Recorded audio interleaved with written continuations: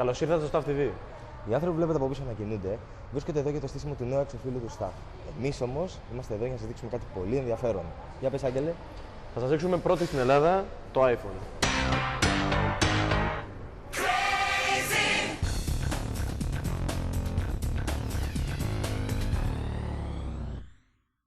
Γύρω από αυτό το μύθο έχουν βγει διάφοροι μύθοι, οι οποίοι δηλώνουν ότι το έχουν πρώτοι, το δείχνουν πρώτοι, ουρές εξ από καταστήματα για να δουν και να παίξετε με το iPhone.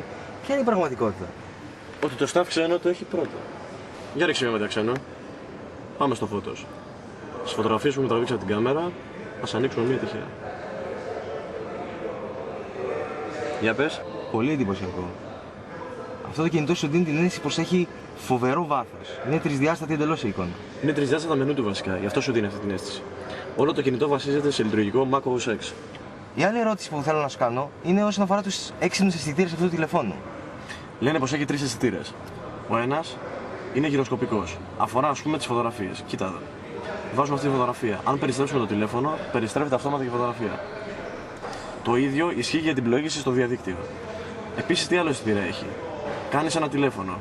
Πάμε να κάνουμε ένα τηλέφωνο. Μόλις το αφαίρεις στο αυτί σου, απενεργοποιεί το φωτισμό. Άρα στην πραγματικότητα είναι αισθητήρας φωτισμού. Μόλις δηλαδή πλησιάσεις το τηλέφωνο κοντά στο αυτί σου, απενεργοποιείται η οθόνη για να μην πατήσεις κατά λάθος κάποιο πλήκτρο. Πολύ σωστά. Λένε πως έχει 624 MHz επεξεργαστή. Απίστευτο. Απίστευτο. Και 8 GB internal μνήμη. Αποσυνδεσιμότητα όμως και πρακτικότητα τι λέει? Από συνδεσιμότητα υποστηρίζει Wi-Fi και Bluetooth. Λειτουργεί όμως και σαν PDA. Δες ξενό, πάμε να περάσουμε ένα καινούριο ραντεβού. Πρόσεξε πόσο εύκολα μπορεί να περάσεις την ημερομηνία, την ώρα και τα λεπτά. Βασικά ξένο είναι το πιο εύκολο κινητό στον κόσμο. Καταργεί, όπως είπα και πριν, τη γραφίδα. Δεν ξέρω, εγώ δεν έχω δει κάτι πιο έξυπνο από αυτό. Είναι όλα στα δάχτυλά σου. Ό,τι θέλεις το πατάς και αυτό υπακούει. Βλέπεις πόσο γρήγορο είναι. Γενικά δεν ξέρω, μου κάνει μεγάλη εντύπωση ο τρόπος που αντιδρά. Η ανάλυση της οθόνης πώς είναι? Είναι 480x320 pixels, αλλά έχουν ανακοινώσει ότι έχει 160 ppi, pixels per inch, και η ανάλυση της είναι πραγματικά θεϊκή. Στο μέλλον όλα έτσι θα λειτουργούν.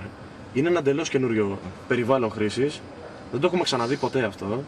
Είναι εντυπωσιακό που η Apple κατάφερε και το ενσωμάτωσε τόσο γρήγορα σε μια συσκευή.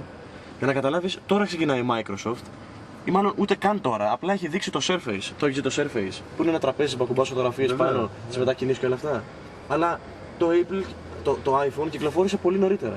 Μας έχει αφήσει όλους άναυδους. Αυτό το multitouch είναι πραγματικά εντυπωσιακό. Όλοι το συζητάγανε, όλοι λέγανε ότι υπάρχει, αλλά κανείς δεν μπορούσε να το εφαρμόσει στην πράξη. Και αυτό είναι αληθινό. Και κυκλοφορεί ξενό.